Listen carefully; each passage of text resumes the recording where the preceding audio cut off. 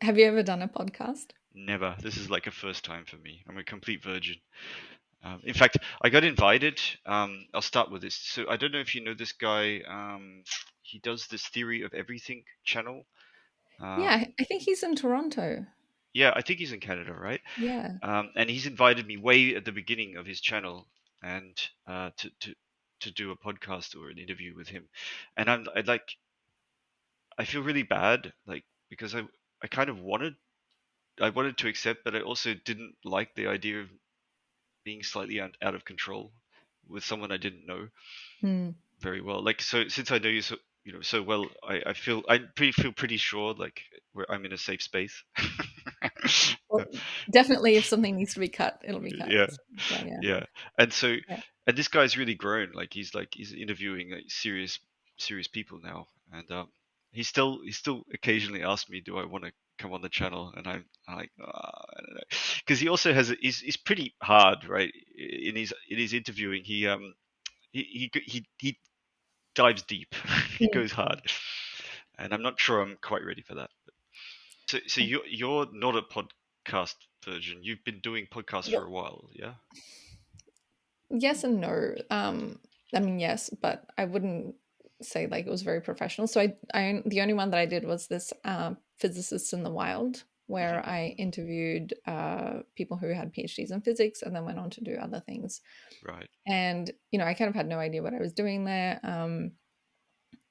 And mostly it was like it wasn't really a conversational thing like this. I had like a pre-prepared set of questions. It was kind of an interview, and there was very little focus on myself. So like my bits were just like very small cuts, and then they would Okay. talk.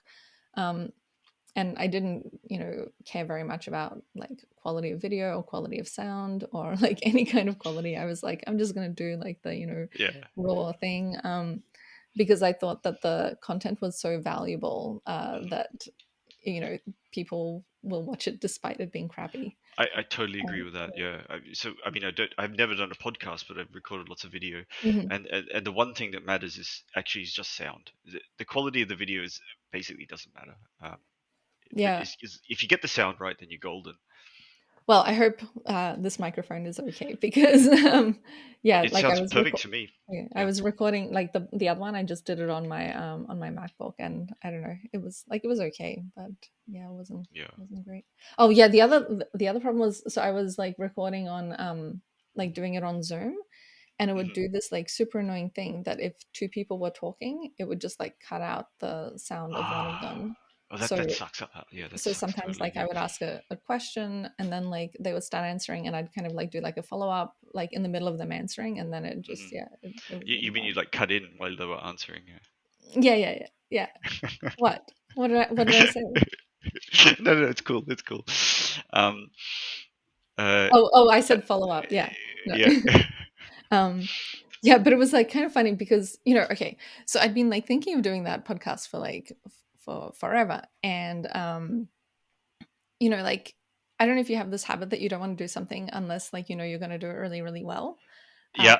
I sometimes have this, and so with this thing, Perfectionism. yeah, and I I can I relate. and I didn't know anything about podcasting, and it was like such a overwhelming thing because like even things like figuring out how to host it, like that was like its own like you could, I mean, yeah, you could put it on YouTube, but if you wanted to have like a proper podcast, it just wasn't clear, so it required a lot of like work to figure out how to do it. Right.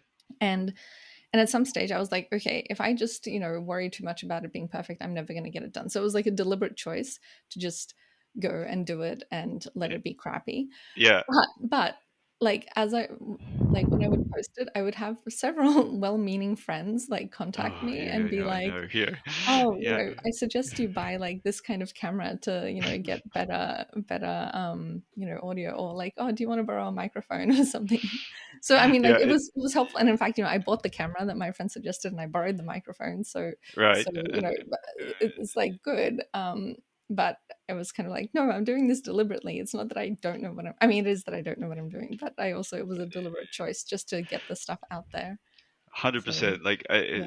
as my guru friend Sam says, messy action. It's better to go for messy action than it is Yeah. for perfectionism.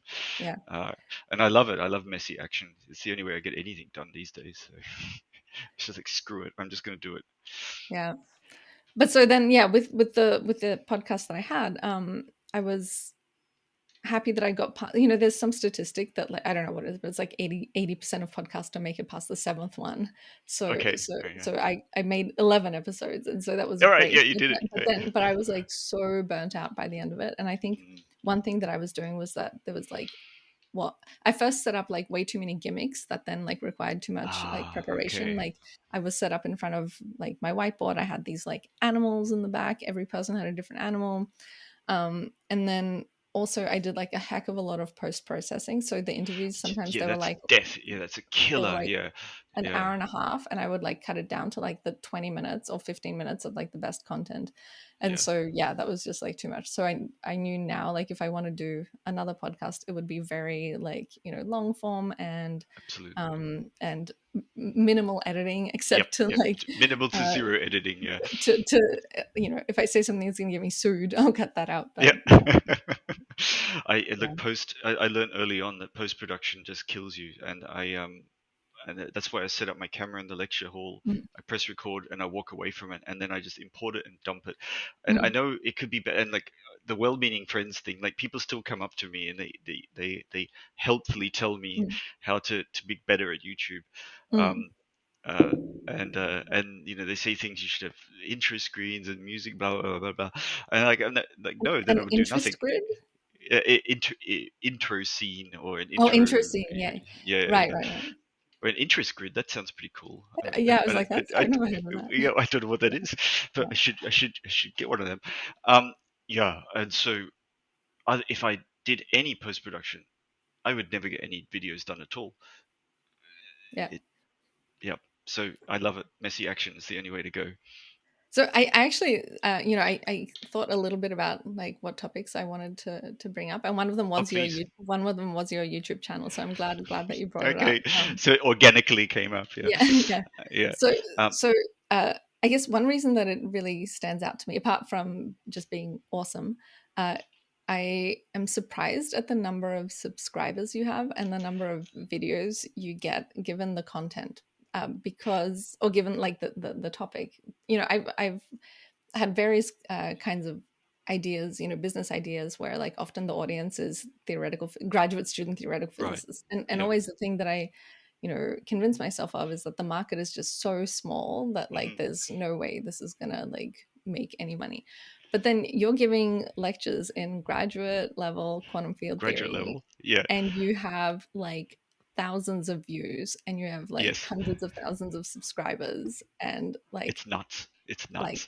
who Yeah. are all of these people who are watching Who your are video? these people? Yeah. Yeah, so it's a good question. I'm logging into my YouTube now as we're speaking just to see Mm, who these people are.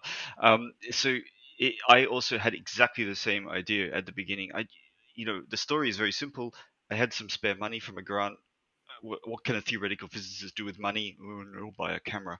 And then I had a camera, and what do I do with a camera? And then I just stuck it in my lectures, and then that's it. There was no thought put into the process, and I was convinced I'd have 1,000 subscribers if things went well.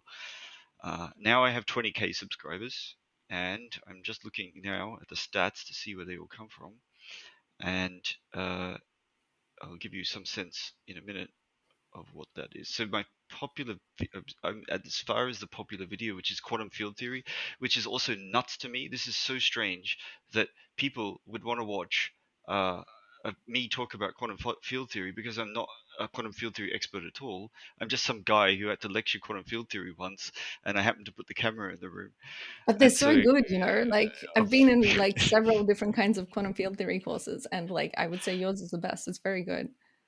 well, I'm very pleased to hear that, and I'm I mean, I actually had, I flattered. mean, Flattered, yeah. you know who taught me quantum field theory the first time? Um, Probably the same person that taught you quantum field theory the first time. I don't know I who taught you. didn't. Nobody taught me. Oh, okay. Because you were in math. Okay. Yeah, nobody Yeah, yeah. taught me. No, So, I I, took quantum field theory with Jared Milburn, and yeah, I did oh not. yeah, I mean, I'm not saying he wasn't a good lecturer at all. I mean, he was like known to be very, very good, but he's fantastic. I mean, yeah, I did not like get very much out of it at that time. I could understand. Like, I appreciate that. I've had lots of other courses from Jared, and I think he's amazing. And I owe a lot of my worldview to to several people, and Gerard is one of them. Like he's a Mhm. huge influence on the way I think about physics. But I could imagine quantum field theory would have been tough. And so I've just got the stats up now while we're speaking. Yeah, So firstly, and this is a topic that's close to my heart, there's 96.6% male and 3.3% female viewers. that's Most surprising actually, because that doesn't reflect the like statistics It does in not at physical all. courses. Yeah, I agree. From when I looked at the audience when I recorded the video, it was not that. It was more like 30-70, let's say. Mhm. They're mostly between 18 and 24 years, although generally speaking, they're between 25 and 34 years. So half of the viewers are between 25 and 34. And the top countries, and this still shocks me, is the US. I didn't know Wow. what to expect. Then Germany, which I think makes sense because in Germany, people have an affinity for lecture courses that fit in their degree program, and so quantum field theory and so on fits in their degree program. Then India, then the UK, then Italy. So there's my top five, Hmm. and not That's Canada. Canada's like 7 or 8. yeah. I'm not surprised about. I am surprised that it's mostly US, that that's your top So, one. so am I, yeah, because there's so many amazing people teaching quantum field theory in the Right. US. Hmm. Like, and so this is what also baffles me. It's like just about anyone, in my opinion, who's who does quantum field theory for a living could set up a camera and upload videos, and it would be better. I think it would be better. But people don't do that. I feel like, But they don't. I Yeah, mean, okay, at Perimeter, they record all of the lectures, and it's like it's a great resource, especially yes, because you can be there watching it live, and then you can go back and like watch the bits that you missed and so on. So, except their interface is just terrible. Like I wish because they put everything up yeah, on this thing called Pearsa, and it's like it, Perso, yeah.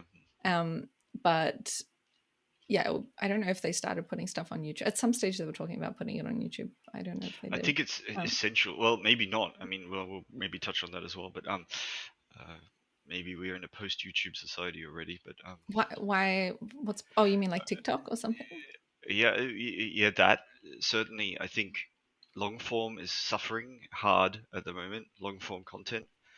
Um, And also in Europe, we're particularly sensitive now about US owned companies. So, Right. I was going to ask about this, yes, but it can't that be. Do you think it's that hard to clone YouTube and just like make your own? Every country I, have their own I, YouTube. I, I think that it's not so hard to clone YouTube. I think we have something called Daily Motion in France. It's not great, but it's a competitor, and I think there will be alternatives that people will push. Whether they become successful, I don't know. Hmm. But there is certainly we're hearing very rapidly, informally, that we should be considering non-US based sources for everything. Yeah, I mean that's definitely been like a thing in Canada for the last I few can imagine, weeks as yeah. well. Yeah, definitely people are trying to get a lot of things that are um, not from the US. It's Exactly that. but I don't want to give up my iPhone. I like it, or my MacBook. Yeah, yeah, for sure. I mean, they're engineered well, and Mm. the user interface is good. But I think it'll spark innovation. The current situation, That's what whenever I'm there's sort of, hoping. Yeah. yeah, and that's what I'm looking forward to. Like I was so pessimistic about everything in the world recently, but then I spoke to a CS friend of mine, Avishek, and he said, and I was like, oh, I just can't imagine a world where Google is not the top search engine. And he spent an hour with me explaining all the engineering choices they made at Google, and he convinced me that there's a lot of potential for new search, Hmm. new search services. And at the end of that, I was so optimistic. He said, how wonderful is this? Like, Google has now made so many engineering choices that are so stuck into the whole framework of how they operate that that they can't really pivot to a completely new engine. But small startups, they have that nimbleness, and they could do that.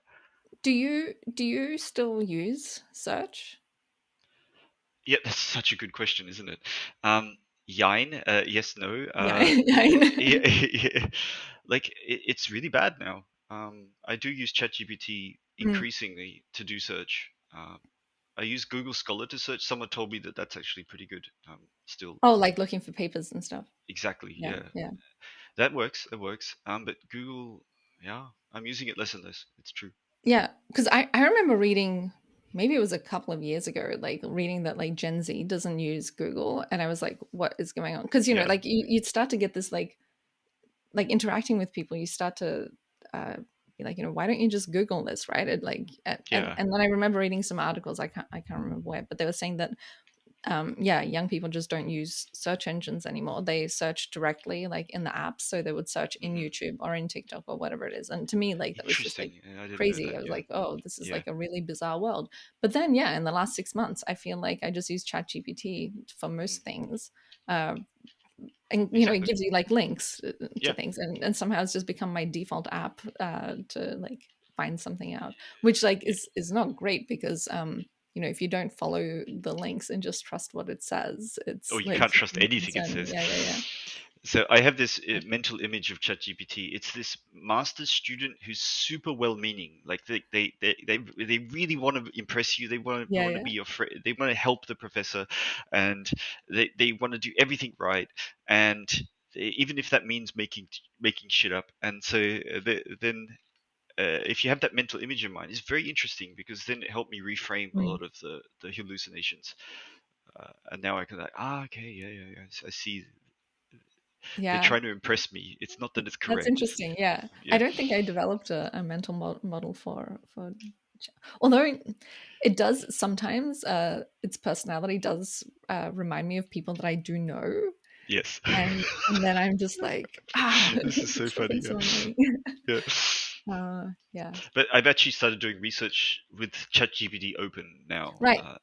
That was going to be another one of my topics on the Yeah. list. So yeah, It's like math so research or math research. Yeah. yeah, It's yeah. I saw so a good. tweet, someone saying that they had really good experience, like having it do proofs and stuff. Is that what you're It's getting exactly into? what I do, and Yeah. because I, I can in principle rederive everything, right? I still think a good theoretical physicist could start with whatever postulates of quantum mechanics or Newton's equations and rederive everything. And but it's kind of tedious Mm. when you've forgotten the equations and you have to rederive everything. And there's this friction, and friction is a big topic for me in life. Like if there's friction to starting a task, then the task probably won't get started. And ChatGPT takes the friction away. So Hmm. if I can't remember, oh gosh, what's a complex manifold? I know there's this and this and this, and I just see ChatGPT remind me what is the axioms of a complex manifold, and it spits it out. It's probably correct, and then I'll say do an example. So to get me in the mood of the how to do the derivations, and then it'll do the example. And maybe I'll see it has an error, and then so rapidly I can sort of what's the word? I can level up quickly dead knowledge that I had Hmm. and get started on something so much quicker. Yeah, I definitely use it like that. Not for proofs, but let's say I'm learning something new or reading a paper about something that I don't know about. In the Mm, past, it used to be like, you'd get to this point where you read something, you're like, oh, I don't know what that is, and then you go off on a tangent trying to like totally, learn totally, it, yeah. and then another Another tangent, tangent on and the then it tangent. just like you forget that you're reading this paper in the first place. But now you can be like 100% quickly that, yeah. check in Chat GPT. It tells you something. Maybe it's like only 85% correct, but it's enough for you to be like, okay, I have internalized this. I can keep going with the paper that I Exactly. was supposed to be reading in the first place. So it's good I for have that. that resonates 100% with my experience and how I use it. And It's there might be a danger that you have like just internalized something that's not correct, but I feel like that's learning anyway. Like you yeah. always have People are some so afraid of approximation, this. and then next week you'll like refine it, and that's Yeah. okay. So I was super afraid of this. I remember, like, this is like when I started getting interested in physics and learning physics. This idea that I would learn something wrong. Oh my gosh, what if I learned it wrong? And then it was wrong, and then I think of all the damage it would do to my brain. I was Yeah, yeah. super. I thought about this really a lot, and it stopped me from starting so many things. But later on, I realized that learning is learning the wrong thing, and then recognizing that it was incorrect for various reasons, and then you move on, and I mean, yeah, like most things they teach us in undergrad, you find out that they're they were like wrong, very right? bad approximations. But Yeah, you know, exactly to this. learn the right thing, it was just like too much. Like you can't put that in your brain You can't all put that in in your one brain, go. yeah. Yeah, yeah. And the opportunity cost too of like doing it right is just so big. Hmm. You miss out Wait. on all these opportunities. Yeah. So yeah, I was gonna say I kind of agreed, and then I realized I actually don't know what I agreed with. So can I get you to elaborate that? What do you mean by the opportunity cost? So opportunity cost is like, what opportunities have you missed out because you wanted to do in this particular example Right. everything so correctly. Okay, because it's just so time consuming to get it Yep. right. Yeah. Yep. Yeah, that's Yep. interesting. Exactly. Yeah. So yeah, I don't know. That's kind of my position on ChatGPT right now. It's this buddy, my master student, Mhm. who's well-meaning and helps me remember how to do calculations Yeah, that I that's forgot. cool. I found it to be really useful for software as well, I and heard coding and this. Yeah. writing things. Yeah. I know that there are dangers associated with it. Like, you know, if you are kind of an idiot like me who doesn't know exactly what they're doing, like I can, you know, hack something together, but Yeah. if I put it Vibe on code the it. Yeah. internet and then somebody else, oh, I love that term, by the way. Yeah. I don't know Vibe right coding is now so whether good. it's a cool term or not. Maybe it's like not cool, but I like it. But you I know, love then it. there's It's like issues with security, right? Like if I build some yeah. kind of app that's collecting people's like personal Yeah. details and it's like in a database that's not secure, that's like really concerning. Yeah. So I actually like Yes. I was thinking like maybe that's a job out there for people. Like I would love to just by myself build my app and get it 99% there and then just, you know, hire someone for however long it takes for them to just check that it's secure Exactly. and, you Yeah. know, but I Uh, don't have to hire someone to build the whole thing. Which So is it's just putting human specialties where they belong. yeah. Yeah. Like I think the other thing I wanted to say about ChatGPT is I'm also optimistic that it'll bring back the human element in teaching. So Hmm. people have been predicting, oh, ChatGPT is going to be the death of teachers. Teachers won't be, useful anymore. Blah blah blah. I don't believe that for a second. In fact, I believe the complete opposite. I believe that humans will become more important in teaching, but not in the transfer of content. That's I think ChatGPT could do that creditably well. Teach you whatever Einstein's field equations. It probably could do a good job, as good as most teachers. But in the exactly the point you were talking about, in the checking, in the Mhm. examining, what is the value of a teaching? What is the value of a degree at Harvard versus a degree at whatever? It's that that the people who are examining you, who are checking your knowledge, are doing so with more expertise than someone else. And so, okay, you might say that then the students will use ChatGPT to write their exams, sure, but they won't be able to use ChatGPT in oral exams. So my prediction is that we're going to see oral exams become more and more important in teaching. Okay. I'll let you finish before I Yeah, rebut. because for me, in Germany, the standard oral exams. Mhm. It's a standard you could for testing advanced knowledge, and boy oh boy is it powerful because it's a two-prover system. Um, it's an interactive proof. You ask the question, the student replies, and then you say, "Did you really mean this? Maybe you want to talk in this direction." And so you have a interactive. Uh, Two-player proof, and those are strictly more powerful than one-way interactive, non-interactive proofs. So I think like that's why I'm a huge fan of the oral exam. But now hit me. I think you probably have a different perspective. Yeah, no, no, no, I agree with everything that you said.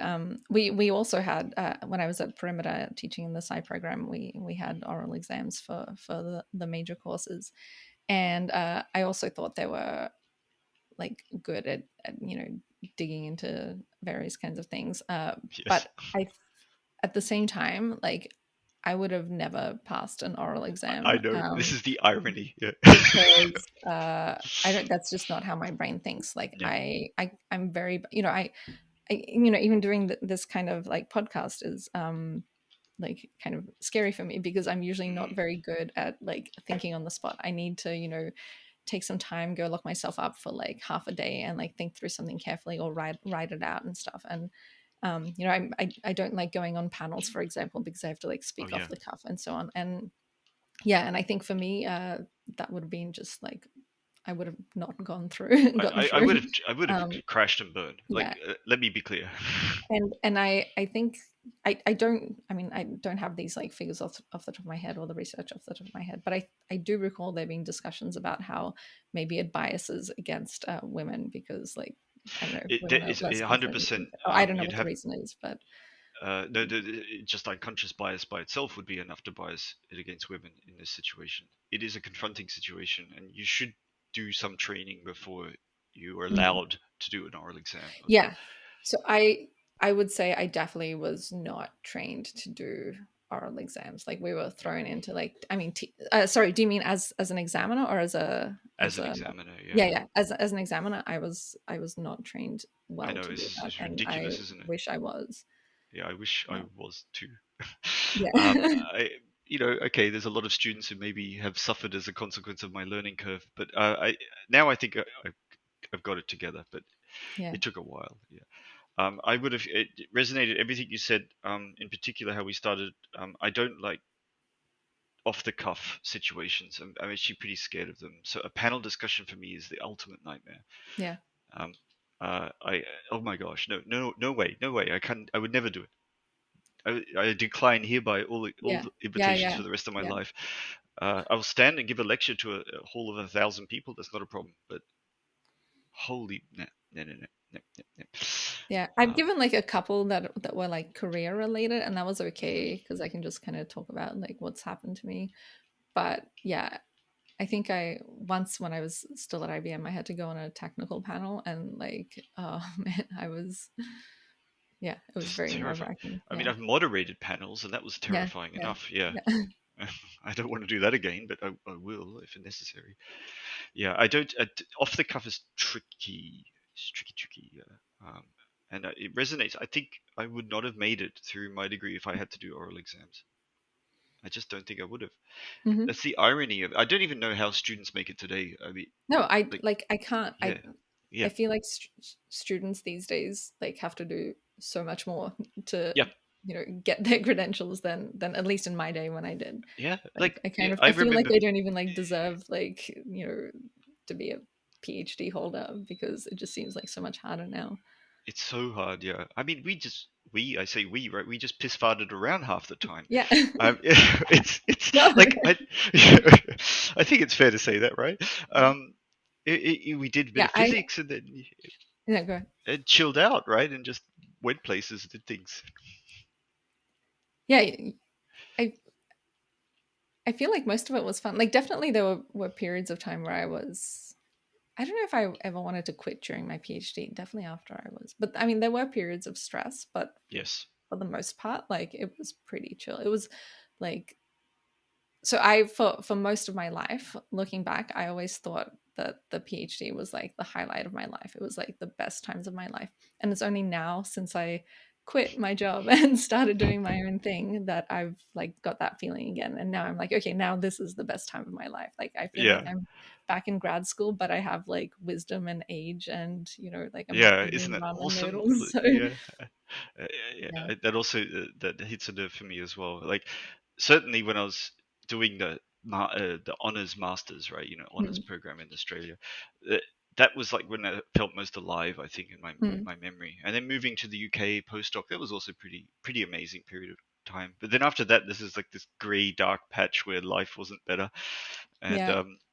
but now I'm older, like I don't give a shit anymore. That's also very helpful. And now it is fun again. Yeah, it's now I think I'm But you having the give best it time. I mean, like I don't think you don't people could take that different ways. Like I think you Yeah, do give a shit. Like, yeah, oh yeah, by the quality of your lectures, it's very clear that you care about like teaching well yes, and that I yes, know from our conversations that you care about your students and you care about a lot of things. So what is it that you yeah. specifically don't give a It, shit about? that's a good point. I don't give a shit about the stupid things that don't matter. That's hard to define. Like if it's important to me, of course, like I will be very careful and conscientious. To the best Mm, of my abilities to do a good job if it's important to me. But if it's not, hmm. if it doesn't align with what I think my principles are, then I've learned to not get upset and just not give a shit. I mean, so one of the things you learn in admin, for example, is just good enough is good enough. Hmm. You don't have to be a perfectionist when it comes to admin. and so filling out forms, I've learned to not fill out forms correctly, and then I mean, at least you're some filling them out. That's like probably better than the average maybe professor. that's better. Yeah. And then okay, you make a mistake, but then they hand it back to you and you Yeah. say there's a mistake there, and you correct it, and fine, it's done.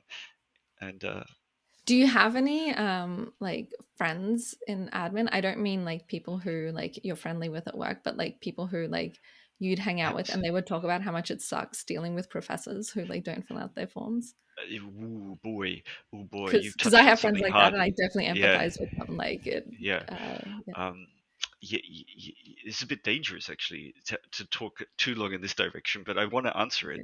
Okay. I will say maybe not.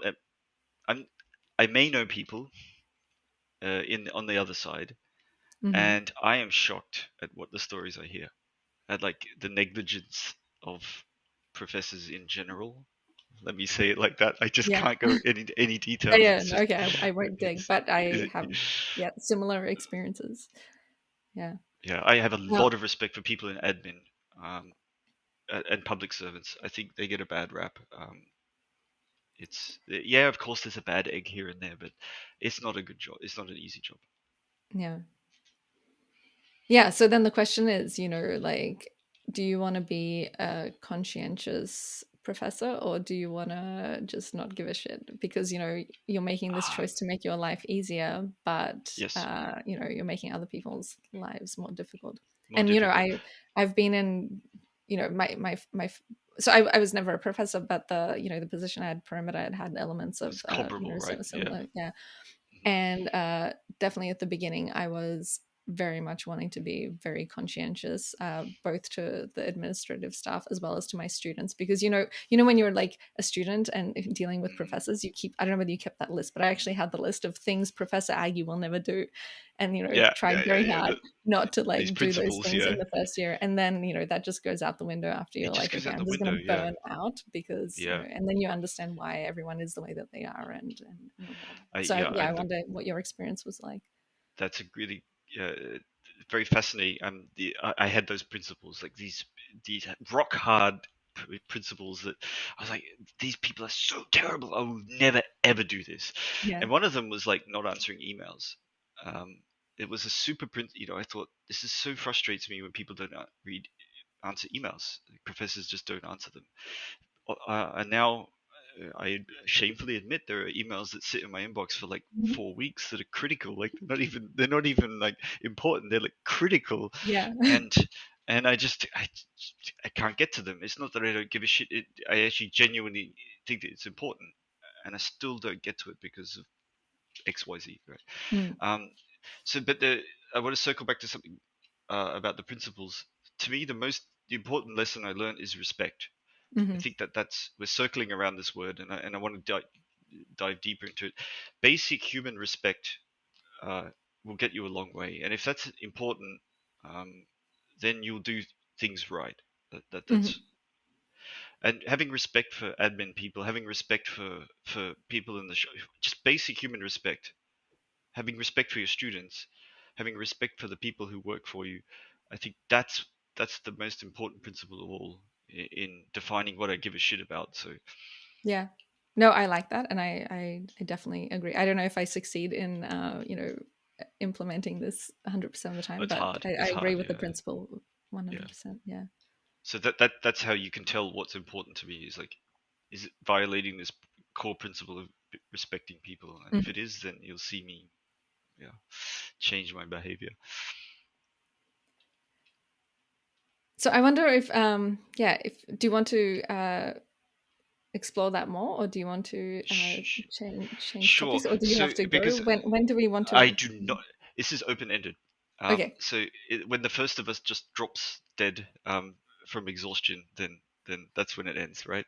Okay. Um, Because because I think yeah, this could be the interesting thing to let it just go and see what comes out at the end. Yeah, respect. This has brought me to a topic which I think is so critical right now, and one that is extremely close to my heart, and which I've been extremely negligent about, and I want to change this. And that is the respect for people means respect for diversity. And so, for the longest time, I haven't really been active, said anything, or advocated anything.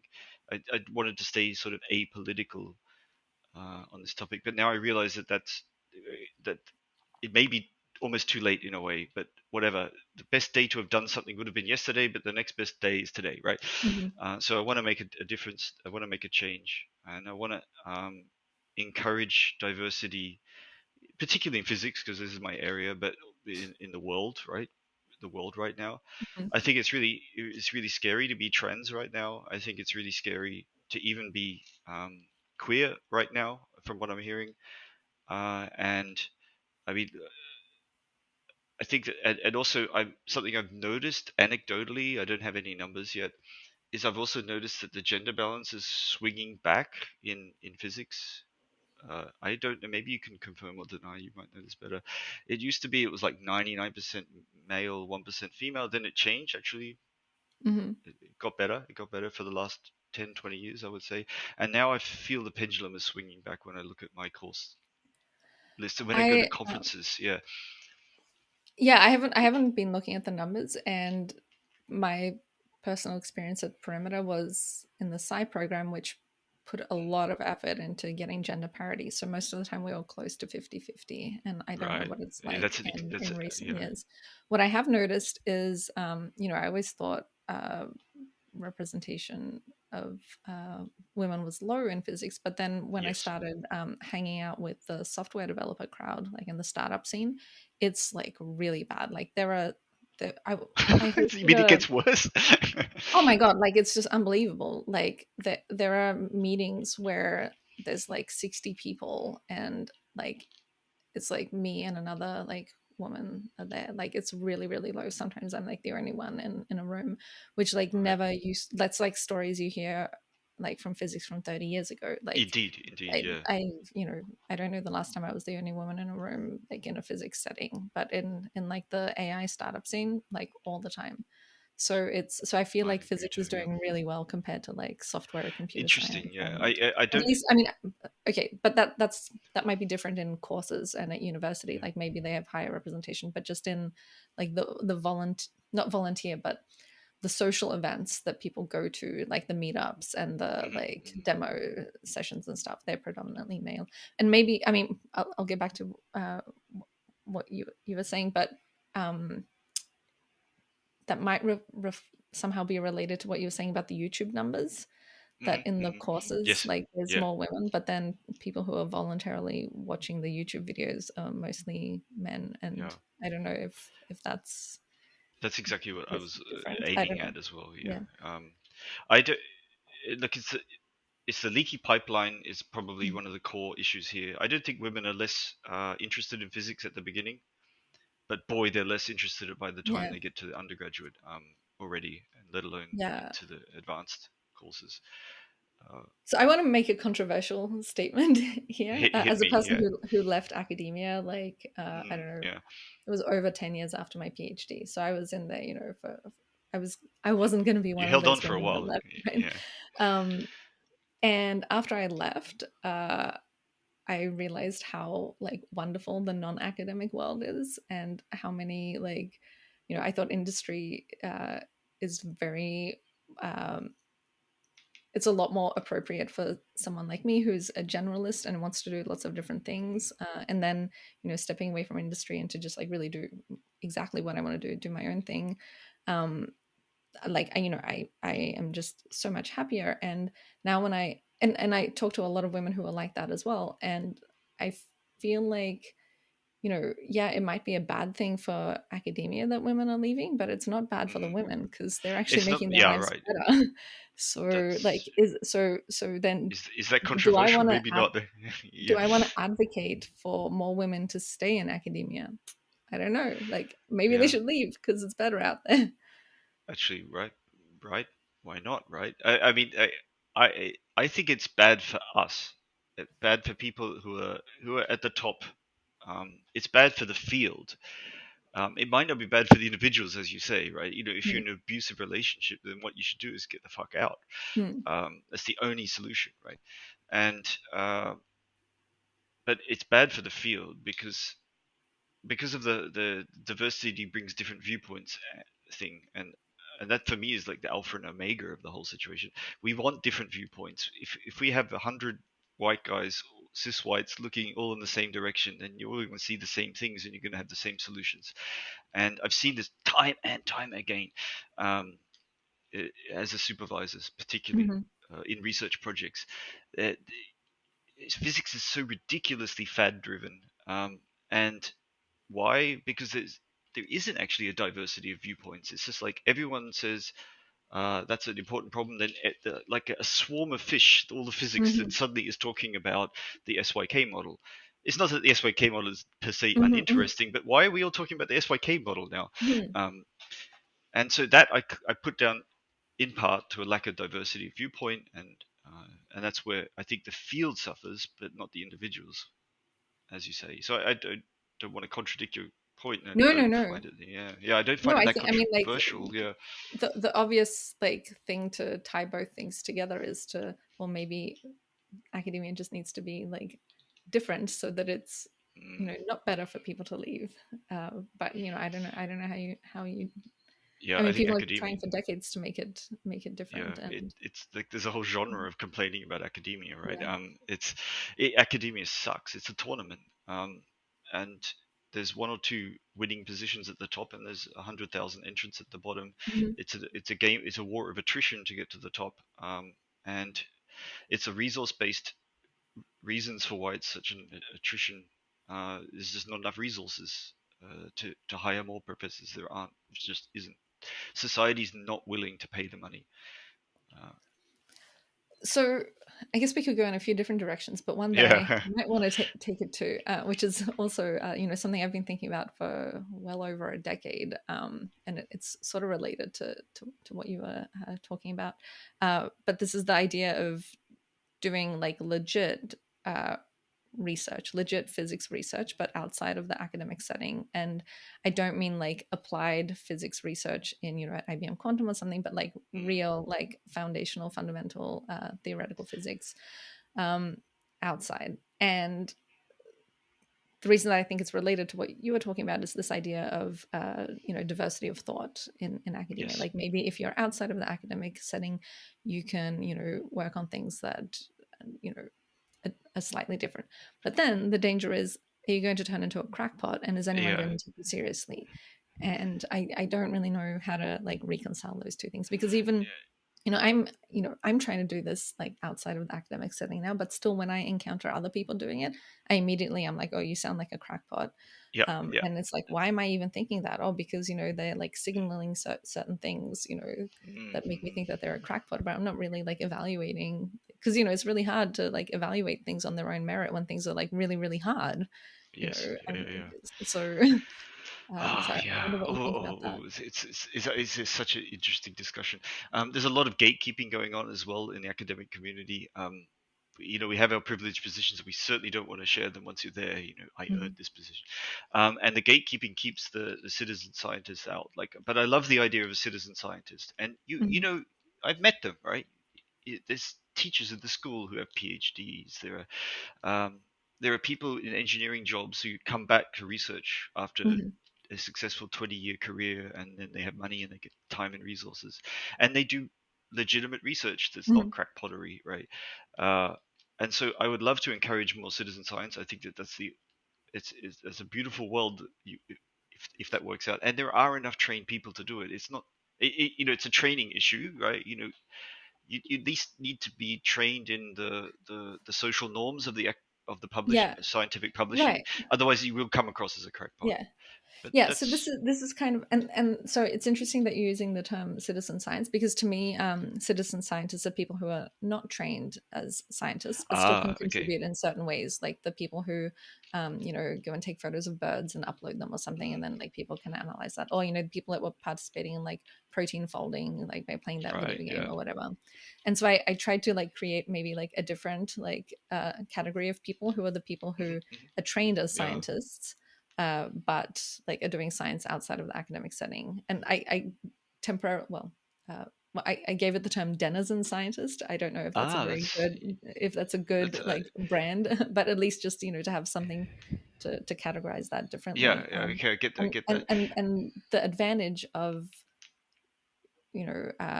having that training means that you not just know the science, but you've been trained in the norms of like how Of science is done. communication culture. Yeah, it's Right. And super so vital. then, Yeah, yeah. Um, a crackpot is often someone who just doesn't obey the rules of the communication rules of the in right, group. Yeah, right. um, But it's hard. Okay, that's so right.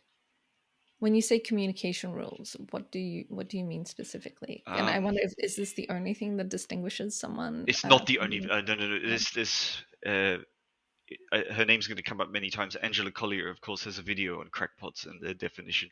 Um, Okay, I haven't yeah, seen this, so I should look uh, this up. she's my number one YouTuber. She's Okay. amazing. And she's now no longer in the academic world. She was in astrophysics. And broadly speaking, I believe, has left academia, I believe, and is now creating content on YouTube, but also I think is involved in research. Hmm. So, but Okay. to circle back to your, it's not just communication, it's not just social norms, but boy, that's the first thing that you stumble over um, if you don't do it right, then you get instantly dismissed. And so, So you mean like what if is it? you upload like a Word file to Yes, archive and yeah, you're a single exactly that, author right? and Yeah, you've got like people laugh. blue Yeah, fonts or something? Yeah. yeah, exactly Yeah. this. People laugh and they say, "Oh, that's obviously a crackpot," even if the content might actually be good. You already the gate slams shut in your face just for simple formatting reasons. Mm-hmm. That's one thing I think is interesting. Circling back, I think to your denizen science, I see it now more as a continuum. Like at one end, there's the citizen scientist who documents birds in their neighborhood, and it's really I really feel like it's a continuum all the way to professor now. Like Hmm. because there's so many non-permanent jobs in academia and sort of transitionary jobs where you're half industry, half academia. You can be placed anywhere on this continuum. Um, and crackpots just land, they fall off the continuum. Right. Interesting. Denizen scientists are probably, just under postdocs or something. Well, not just adjacent to postdocs. So I remember being at Perimeter and asking someone who probably we both know, but I guess I don't want to put them on the spot or put them on the Right. record. But I asked them, what's the difference between a crackpot and an independent scientist? Hmm. And the answer was the company they keep. Ah, And right. I Yeah. I wonder if that like is also like what you think about that. That if Yeah.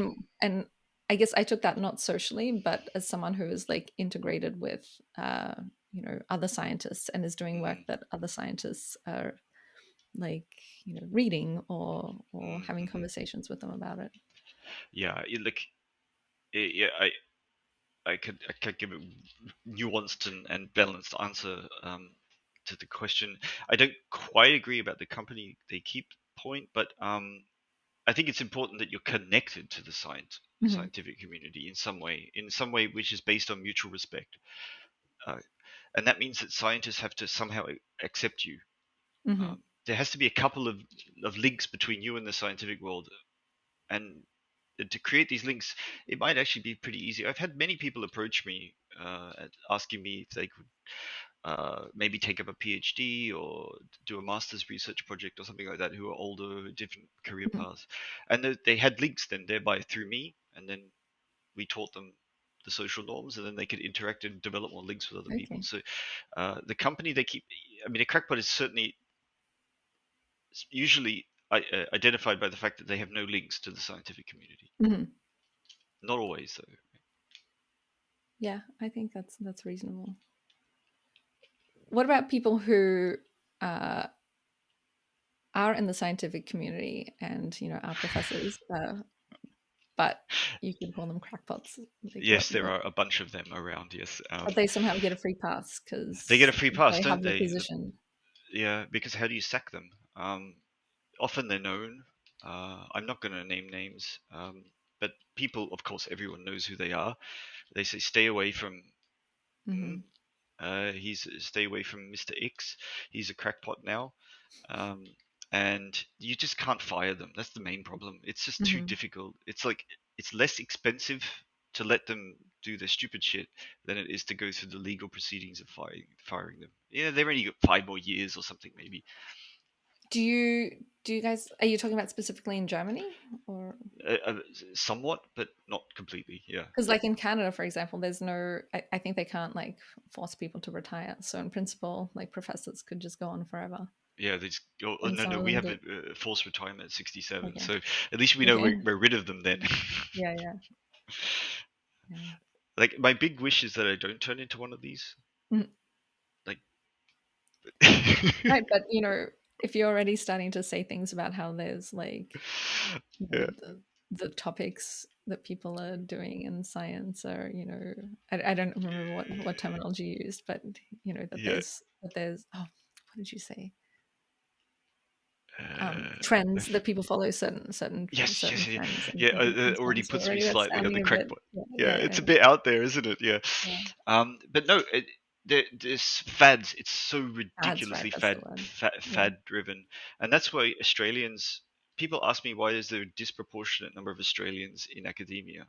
Um, and I've had Is this there? question more than yeah. I I don't know if I have no numbers to back this up, Okay. but kind of for a teeny tiny country population wise, there seems to be a lot of pretty interesting people who got trained in Australia and have made it right. That's true. Yeah. I did, but maybe the numbers whatever. And the thing about Australia and the training you get in Australia is you're cut off. You're really well up until what the late '90s, early 2000s. You really had no communication with the rest of the world. You had your little slightly inbred academic world in Australia, and you were Right. So you're saying, relatively left alone. Yeah, so you didn't and have to follow the trends that you other didn't people even were know what following. they were. You didn't Okay. hadn't even heard All of the the fads. trends. Yeah, Yeah. and then people like I remember the first time going to the US and what was it? It was all something entanglement. Everyone was talking like everyone was talking about this something to do with entanglement. I can't remember what it was. And then I started talking about something else that I'd been thinking about. And they're like, "Oh, you're such an independent thinker," and I was like, I just started laughing. It was just like, what? It's because I'm not talking about this topic. I'm an independent thinker. Um, yeah, yeah. That's It's interesting. ridiculously fad driven, and to the down to the like the terminology, which algorithms you use or whatever. It's just ridiculous how fast people copy each other and swim in the same direction. I feel like I somehow just was oblivious to all of this, even after Yeah, but you're Australian, aren't you? leaving, maybe because You're just I, used I to not remember following fads. I remember hearing secondhand something that it's one of those like backhanded compliments, um, Hmm. but someone who I respected and thought they were a good researcher apparently said about me that oh, Aggie doesn't care what anyone thinks and she just like works on whatever research she thinks is interesting. And I was like, kind of like, is that, I mean, it sounds like a compliment, but maybe it's kind of an Maybe it's an insult. insult. Yeah. But at the same time, it was like something I just never really gave any thought to. Like I Hmm. just like, I don't know. I didn't think it was something that other people weren't doing. Yeah, Like I I was, thought I guess for I was not strategic at all about my research directions. Like the whole time I was in academia, I just really like worked on what was your interesting. But I thought everybody interest did based. that. Yeah, And I so, thought everybody did that for a while, but then yeah. maybe I feel like I'm standing outside of the community. Maybe that's the path to crack pottery. Mm. But you go to a conference and just the groupthink, the social behaviors of groupthink and how they manifest themselves. It just jumps out at me, and I keep wondering. Keep asking the question like, why are you all interested in this thing? Mm. And I went through a period of my life where I just asked people, why are you interested in insert trendy topic? And invariably, and very depressingly, it's because Ed Whitton was interested in it, or Alexei Kataev was Oh, interested in it, or John Preska was interested in it.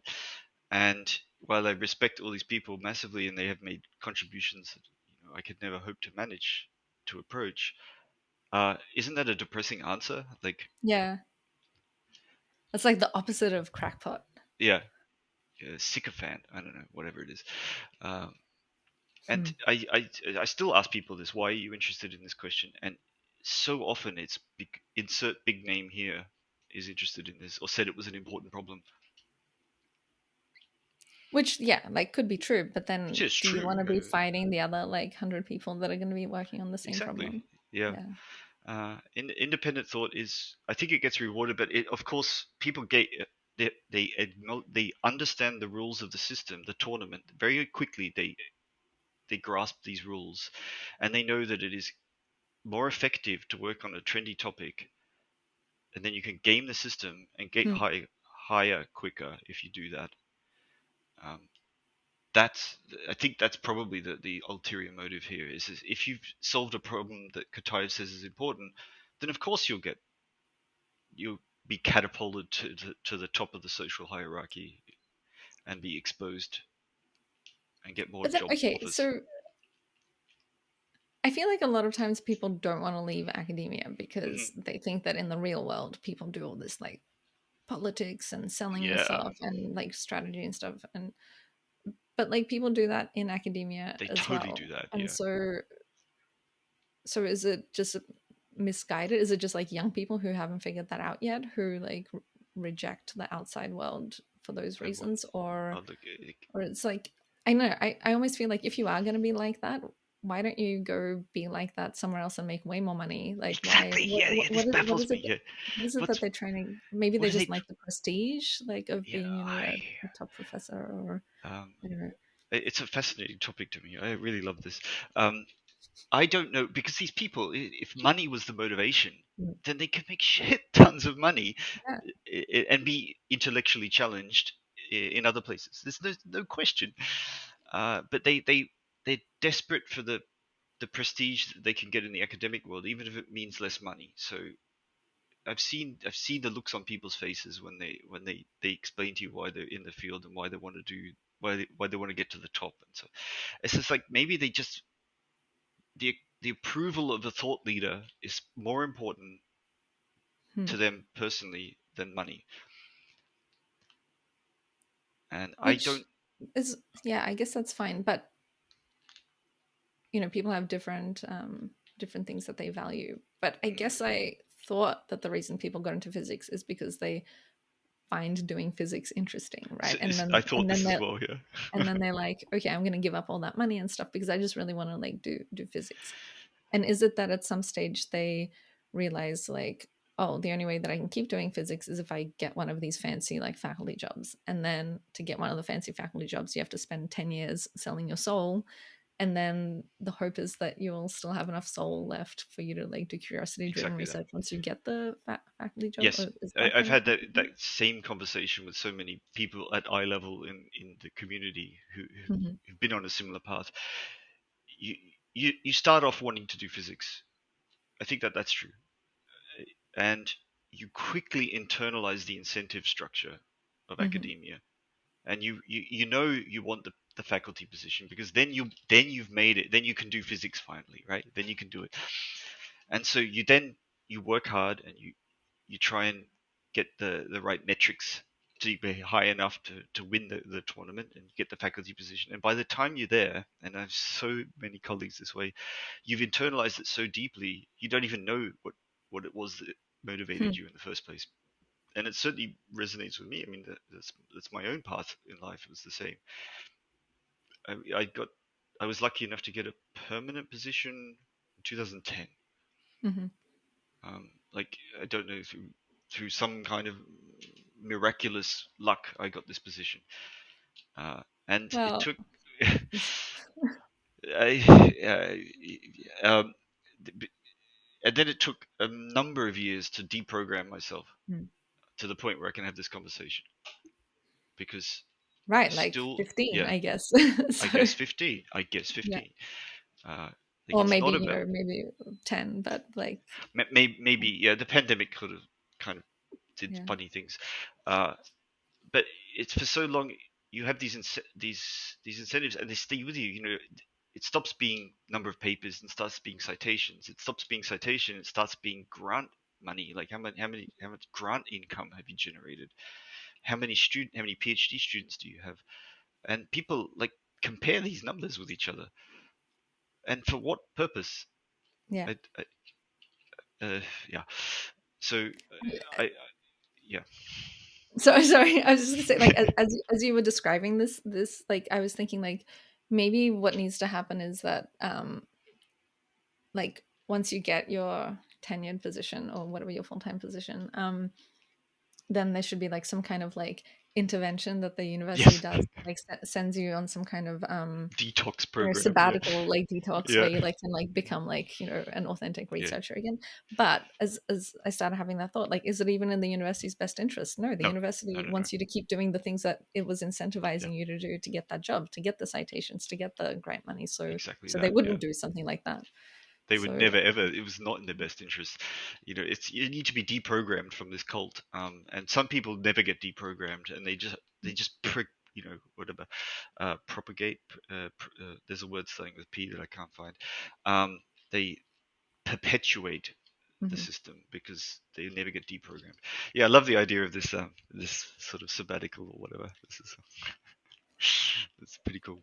Do you Um, think, um, to slightly go on a tangent, do you think sure. research is a privilege No, I think or research is one of those few things that humankind can do that generates value far beyond the investment.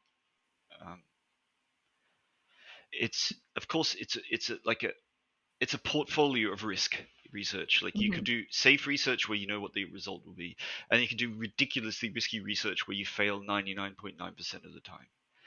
But the payoffs can be mhm. extraordinarily huge if you make it there.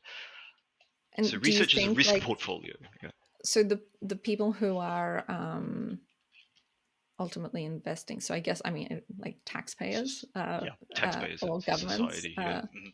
uh, do they not understand that well enough and they're making the wrong like investments? Um, yeah, yes, VCs understand this, like they yeah, they they do. they Yeah, yeah. act according to this kind of like model, Hmm. but I think the fault is also on academics. We don't communicate well enough that that's how it works, right? mhm, Research isn't this thing where you write on the piece of on a blackboard or on glass windows, and then suddenly you have this amazing result. It's accepting risk and investing your time in various directions with mhm. the hope of a payoff. And maybe if that model was explained better to the public, it might be helpful for them to understand what we're doing. So maybe in terms of like doing popular outreach, like public outreach, it should be less about the individual Yes. research streams. Don't be like, oh, this research like program is like really important because it's like doing these things. It should be more Mm. communicating the overall value of Yes. like physics and not focusing on string theory or many worlds or whatever. Exactly Like, that. yeah. Exactly that. Like string theory in many worlds have legitimate place in research. They're exploring a risky path, pretty Mhm, risky in some cases. It might not pay off. It possibly won't pay off. But if we don't explore the risky stuff and the safe stuff at the same time, we won't be making progress. mhm, We can't put everyone. I mean, there's this idea in high energy physics, that there's not enough people thinking independently, and that they should be given more jobs to think independently. But I don't even know what that would look like if you just created jobs and asked people to think independently. I don't think that would be the successful model. That's where you're taking this ridiculous level of risk, uh, and the payoff is so unclear. It, it it's not a good investment strategy. What you should do is you should ask people to spend some proportion of their time on risky things and some on safe mhm. things, and then hope that the payoff becomes proportional or generates a big reward in the end.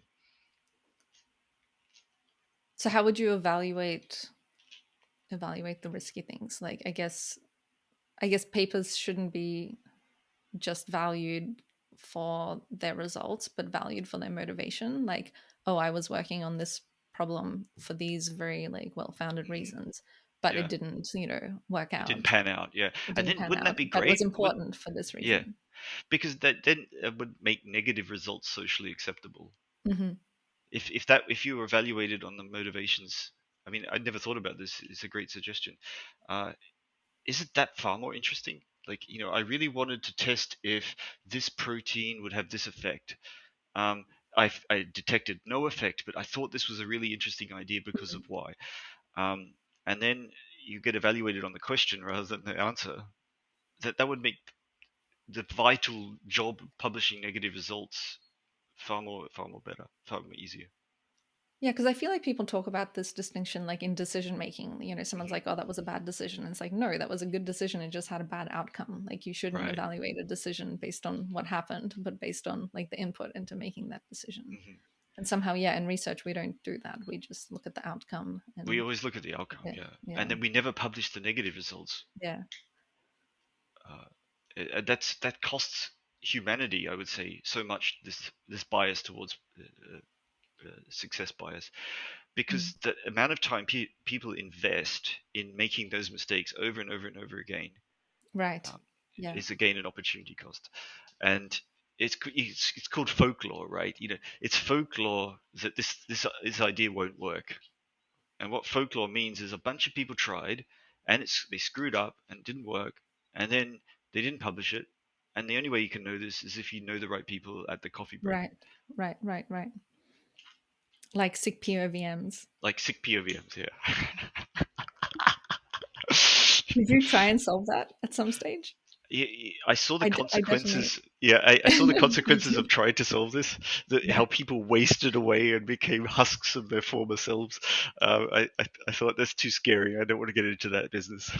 I gave a tutorial once in the quantum theory course. I like kind of brought up in passing CPO VMs, and it's like, oh, Yeah, don't try to solve this because everybody has tried and failed. And yeah. yeah, They, actually, like a bunch of students tried to solve it. I mean, They just yeah, people like a challenge. yeah, they love a challenge. Yeah, and Yeah, people really they go crazy over this problem, and yeah, I've seen the good minds sort of twisted and by this problem. And it's such an insider thing as well. yeah. Uh, Yeah, I remember at some stage some group, I don't even remember who it is. It was a group of people who tried to start a journal of negative results, and they yes, asked me to be on on the the like editorial board. board or something like that. Um and I agreed, but then like somehow nothing came of Hmm. it. Hmm. And I'm guessing that there's, tons of people who've tried to do something like this or tried Yes, to, because everyone I talk to thinks it's a problem that we're not publishing negative results, and yet yes, somehow that never changes. yeah. So I don't know. I don't know what to do about Yeah, it. Yeah, yeah. because the incentive structure we're in is designed by whatever environment we're in, and they're not willing to change it. So they're not Mm, willing to reward it in the same way that a nature paper gets rewarded. But boy, I would love to see the notebook of things that didn't work out for Vaughan mm. Jones or for Katayev. Just that notebook of things that didn't work. That would be This super.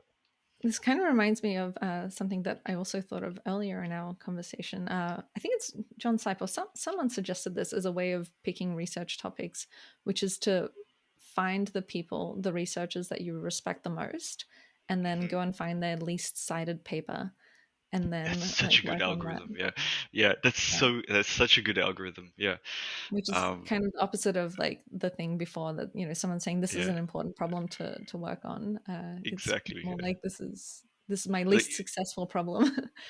this is really how many times I've heard someone say, "Yeah, the result I'm proudest of has Mm. 15 citations," and Mhm, mhm. nobody ever followed it up. So often, yeah. Yeah, there's gold out there, there's treasure out there. If you look at these papers, it's a great Do you idea. think, because another thing that I get lots of people, usually, well, I guess it doesn't really matter which countries they're from, but I get a lot of people who are really wanting to get into research, Hmm. but they don't have like mentors. They don't have, maybe Right. they can Yeah. get into a PhD position, but they'd like to like learn how to do research. And they're like, oh, can you supervise me? And it's like, well, no, because I just like, supervising It's someone is really hard, and it's I a don't have lot time of to just energy. do that. Yeah. Do you think that's a solvable problem to scale, teaching people how to do, real high quality Interesting. research, or is that only something you can learn in the apprenticeship model? Um, I reckon you could overcome a lot of it. You could automate it, maybe.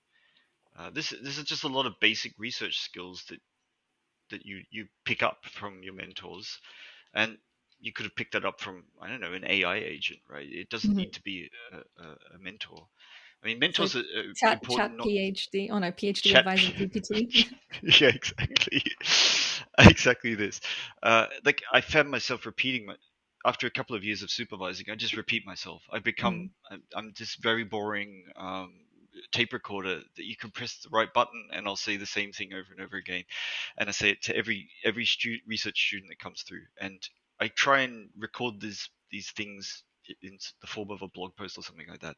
And so mhm, that's the part of research training which is automatable, which is outsourceable, which is easy to to to give to someone else or to um, to just take out of the mentoring process altogether, right? Go watch this video.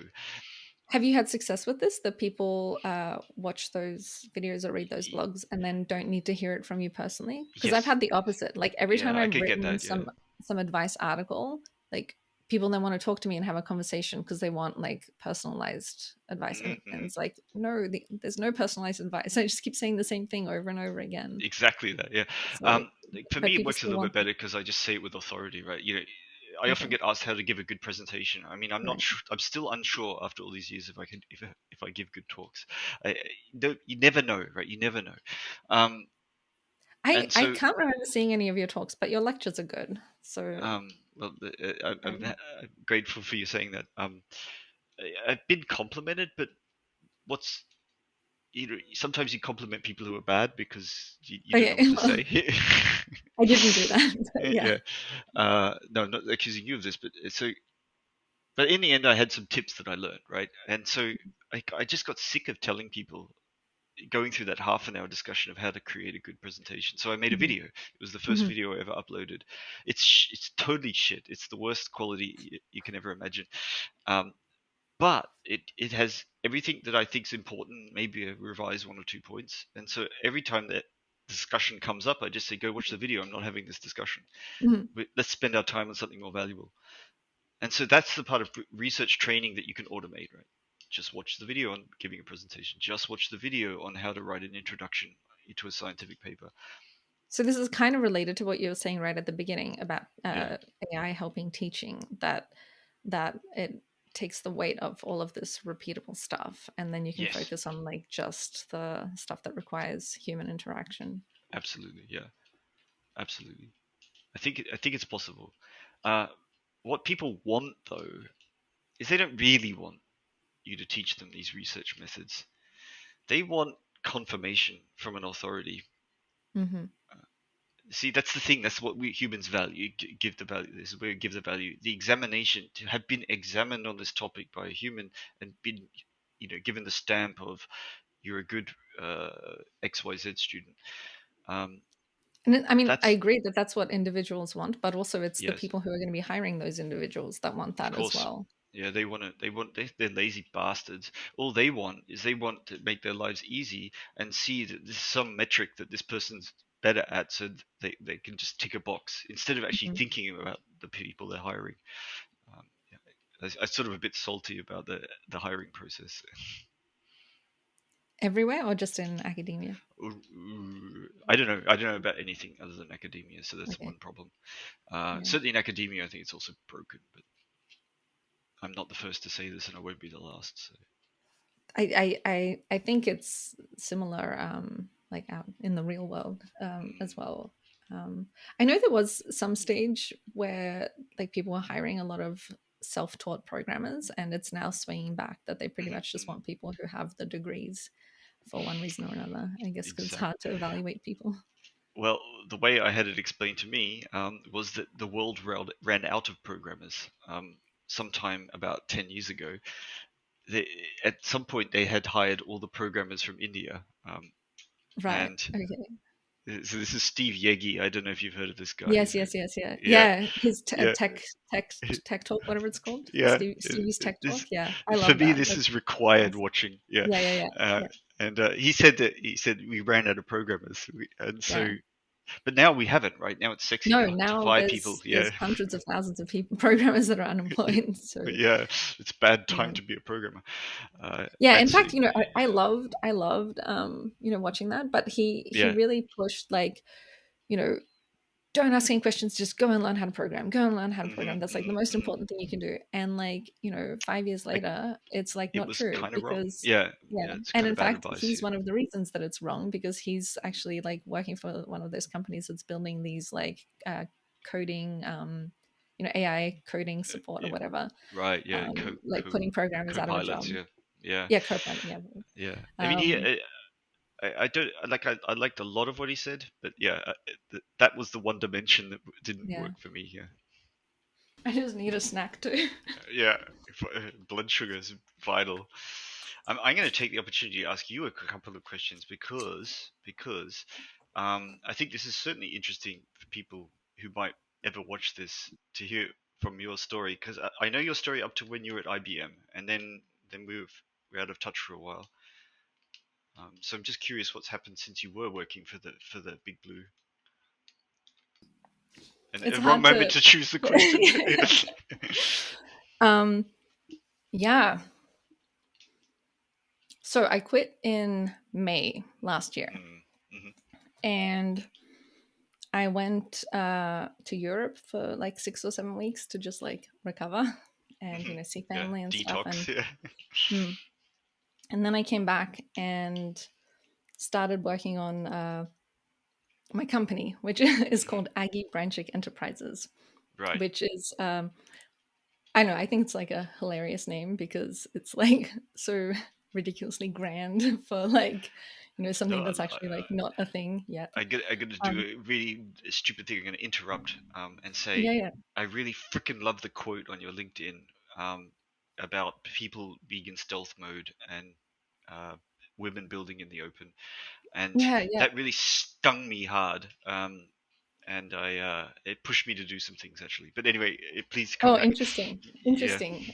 Well, okay. So now I want to ask you, because one of the yeah. things I was going to ask you was, why did you suddenly, or did you suddenly become way more active on LinkedIn, or was that just my perception because like No, suddenly no, the it's true. algorithm was showing me? Yeah. It's Was true. that related to that, or was that Yeah, different? it's a hundred. I read that quote and I was like, I've got to do something. And I don't know. I want to make a difference, and LinkedIn seems like a very interesting place where I can get to the Mm. right people easier. On YouTube, it's this broadcast mode thing where you just don't have any control over your audience. You have no idea what's happening. But on LinkedIn, it's very targeted. But anyway, I'm actually gonna we'll get back to this topic because I still Yeah. want to hear about Aggie What I was Branchik going to say though, Enterprises. like, have you? Yeah, Okay, fine. We yeah, can come back to that. yeah. Yeah. So I started this company, and my biggest problem was is continues to be is that I'm a generalist, Hmm. and I really like I want to do so many different things. I want to do research, like real independent research. I want to build software. I want to write a magazine. I want to like Hmm. help students transition into like, whatever, be happy, have happy careers. Yeah. um there's like all of these different things I want to do, and I I want to have the resources to do them. Hmm. um and so I also need to make some money because Right. Yeah. yeah. Sadly, money is needed. Yeah. um so I and starting a company is like really it takes a while for things to get rolling. Hmm. And but anyway, yeah, the point I was trying to make is the reason it was called Aggie Branchik Enterprises is because I couldn't really come up with a name that reflects what the company does, because I don't know what it's going to do. Like, I want to Yeah. try all of the things that I want to do and figure out which one of those is actually going to be like able to make money in Right. a way that Right. like supports the lifestyle that I want to have. Hmm. And so, in fact, I use the term lifestyle business, which people typically use pejoratively. It's like, oh, Hmm. you don't want to invest in that company because it's just a lifestyle business. Um, and usually it's kind of like the thing that makes some money on the side while you go play golf. But Right. I was trying to Yeah. like redefine what that means. And what it means is, to me, is that, there's a very specific values driven lifestyle that I want to have. And, I'm trying to figure out how to like get the resources to support this kind of lifestyle. Right. And that doesn't just mean making money so that I can like spend time doing what I want, but also finding out the right like uh, you know non-money. I don't know what the right word was saying. Okay, maybe I'll just give a concrete example. So, for example, one of the things that I liked about academia is going to conferences, having these long lunches with physicists, going It's to where visit it's the fun bit, universities. right? You go to the Right, conferences not for the talks, it's for the lunches. exactly. And Yeah. and so keeping this relationship with Perimeter, for example, has been really great because I can, when my schedule allows, I can go there and, go to seminars, go and, have a long lunch with the Quantum Foundations group. And it's also a reason why I've started giving these career workshops, even though I don't think that they're going to um, generate money, and I don't really want them to. They have allowed me, several times I've been invited to fly to Australia or fly to Germany Mm. or something to give this workshop and hang out at a conference for a week. Like that's really great for Right. me, and they Yeah. they cover those expenses, so it's gives me these opportunities that I wouldn't have. So the lifestyle business isn't just about finding out how to make money, but finding out how to connect everything together to give me the pieces of the life that I want. And so I incorporated in October. Mm. um I'm Gosh, that's already so long Six ago. months. Oh, Yeah, 6 months. yeah, so I'm trying to think of what it is that I started. I think I spent way too much time on the academics and the wild side of things, which Uh-huh. I don't really want to be a focus of the company, and it's not something that's intended to be revenue generating just because Mm. PhD students don't have money, Yeah. but also it's kind of like a passion project. And the few Mm. times that I've explored how to make money with it, it really changed the way that I'm interacting with the people. It made Right. me see them as well, maybe if I'm a headhunter, I can Ah, right. Yeah, yeah. So Hmm. I just really didn't like that, and got rid of that very quickly. Interesting. So Yeah. I see that as being something that's not not going to be revenue generating. So the the other thing that I was focusing on is, I mean, okay, the easiest way to make money quickly is to just start consulting. So that's my Hmm. main source of income right now is working for startups.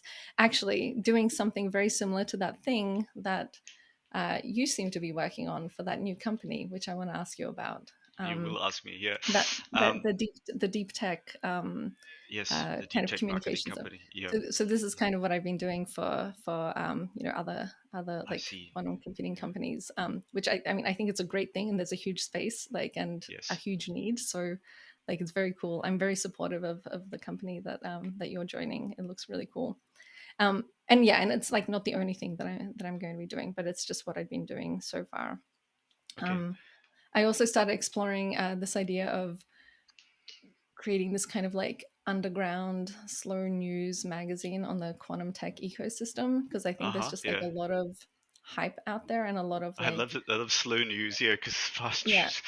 And also Whatever. I'm just too I old. can't I Yeah. can't keep up with all the I crap can't that's keep up. being Yeah. put out, and I just don't want to. And so what I want to do is just make these very well researched, high quality deep dives Hmm. to many different things, ranging from the technology, but also to weird dynamics, at least dynamics that to physicists seem weird, Hmm. why is everybody putting all this money into quantum computing Hmm. now? Right. there, Yeah. there are reasons for this, but they're very nuanced, and you have to understand a lot of things about all of these different aspects of tech ecosystems to answer these questions. Or one of my favorite things is this quantum workforce problem, which I think everybody talks about it oh, okay, there's not enough you know people to companies can't find enough educated people to hire in these roles, so we need to put Yes. out all of these master's programs that train people. And I just don't think that's the right analysis of the I situation agree or with the that. right Yeah. Yeah. solution. And I think, again, it's a very nuanced thing that requires some investigation. So I've been working on those sorts of pieces, and my goal is to create 10 high quality pieces before launching this thing, because I I have a see. habit of starting things and not finishing them. And so I want to at least have something good before I make a Yeah. big fuss about it. It's So such. the Yeah. point is, I'm just exploring all these different things that I find interesting, Right. and hoping some of them are So, sustainable.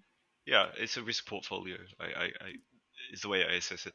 Mhm. Tell me when I can subscribe to your slow news. I will subscribe and pay money for this. If you go Uh, to quantum.salon, okay. you can just Quantum type dot. in your email address And Is that all I have to do? It's so yeah, easy. Okay, I'll do it. I'll type you it don't while we're have to do talking. it now. Yeah. I wanted to say something about lifestyle business because this was a genuinely new insight into being human that I had. So Sam, whose name you'll hear a lot as well, Mhm. Sam Stein. I'm going to steal something that's one of her things. I hope she forgives me. She taught me an amazing thing. Um, she said it's about making money, and she said, how much money do you want? It is the wrong question. It's what lifestyle do you want? Mhm. And you should write down what the lifestyle is that you want. Write it down. What does it mean? What does it mean to you? Does it mean a personal chef? Does it mean that someone cooks your food for you, a cleaner? Does it mean you want a speedboat? You write it down. Define what it is to have made it, and so it'll include a bunch of stuff. And having a personal driver, I don't know, someone who wipes your blackboards for you, whatever. I had that for 7 years. You had It's that for yeah, overrated. there you go. um, and so you do that, and then the next part of the exercise, and this is the deep insight, is you start working out how much it costs. So Mhm. you go through and you say, how much does it cost to have someone cook me high quality meals 3 times a day? And it turns out that number's not as high as you think. It you don't it's actually a lower number than you think. Hmm. We're talking Interesting. hundreds rather than tens of. You don't have to be a millionaire. You could just you work out the number, and so you write down all these numbers, and you'll be surprised what you come up with. Right? You come up with a number that isn't $10 million a year. It's sort of like Mm. $60,000 a year, and then you can really start working out how much time you want to work in the week. So this was super like incredible advice. Yeah, no, I agree. And in fact, It's I was very surprised to find in practice that at my current consulting rate, I only need to work 2 days a week to Isn't that like have great? Yeah. Yeah, more to have than the life that more you than want. Yeah. enough than Yeah. the what I need for the life that I want. And Yeah. that's like wild, right? And of Yeah, course, you have to that's like do work the rest of the week as well to mm, get the clients and to you know that's work in itself, right? yeah. Like a lot of writing content on LinkedIn is so people know It's who I am. So in yeah, fact, it's like work. clients come to you rather than you have to like go and find them and so on. And so there is that extra stuff, but really like yeah, it Uh, was uh, surprising. yeah, it's like you work the secret out without having to Yeah. having to pay someone to tell you it. This is the secret, like to a happy life. I think it's Mhm. working out. It, it's not targeting the number, but targeting the lifestyle and working out what the lifestyle costs. And then the number of days you work per week is now a sliding scale as well. And so you Mhm. put it all Mhm. together, and you could probably find a semi decent answer to the question. Mhm. Yeah. Uh, and so I have 100% respect for the word lifestyle business. These are people who have worked out the secret to happiness. That's what I hear when I hear lifestyle business. Yeah, no, and I think it's like ridiculous because it's like really is the secret to happiness. Like I've just Yeah, been having okay, it's only been like 6 months, right? But yeah. it's It's a like it's honeymoon been period. great. It's yeah. I think it's fantastic. I definitely like I'm surprised certain things that I do struggle with. Mm, I sometime in my 30s I figured out how to be like efficient and organized mhm. and like it was really really really good. I had like a really good system and maybe it's the pandemic or something, or maybe it's being after being at IBM. The problem with IBM was that I didn't have as much control over the timescales on which things were done. So if Uh-huh. you couldn't plan. I got really good at planning ahead, but Mhm. you couldn't do that because, for example, you would have a task to do, and if you do it like 2 weeks early, then like 2 days before it's due, it like changes or it gets dropped or something, and so you were kind of Okay, so you forced couldn't even. to be Yeah, doing I a see. lot of things at the last minute, Oh and then wow, also yeah. like with the way that the meetings were scheduled and everything, it just made it very difficult for me to have control over like being efficient. Um, Mm, but somehow it's been now almost a year since I haven't been there, and I still haven't figured out how to be like as efficient as I would like to be. And to some extent, I'm being still like a bit relaxed with myself. Like, okay, mhm. still am recovering from various Sure. things. Yeah. But I didn't think I would struggle as much with it. I thought I'd be better at managing my time. Hmm. Because I think the thing is like you need to figure out how to manage your time on the non-creative things and be really efficient and structured with those to like leave as much time for the creative deep thinking. And I haven't done that. But then okay, also just to be a bit kind to myself, like the world has Yeah, been insane the last couple of it's been months, ridiculous. and Yeah. I find it very difficult. Like I feel like in the past I've figured out like how to manage social media and the internet and like not be addicted or procrastinate. But in the Hmm. last couple of months, I am just glued to my Yeah, phone, like it's because just terrifying. like Yeah. every hour something crazy happens, and so that's also been We have to difficult. really forgive ourselves and be kind to ourselves because of this. Mm. It, Old people always complain about the young people in the world changing and everything, but every so often the world really is changing a lot. Yeah. And I think in the past 5 years, from the pandemic to now, it's just been like something happening every minute. And I don't think that that's just us getting older. I think it's got something to do with it, probably. Yeah. Yeah. Maybe then I'll answer your question about the company then, Hmm. Innovalia. Yeah. Yeah. So Yeah. I'll tell you the founding story of the company, and my role in the company, and where it's going. So first of all, it's not my company. I don't get paid a penny. I'm not on Mhm. any company incorporation documents or anything like that. It's Andrea's company. Andrea Leftovici is a PhD student of mine, and she Mhm. had the idea. That you'll hear why in a sec. Um, and I'm just there as an advisor to give my experience when it comes to things where I can help, um, Mhm.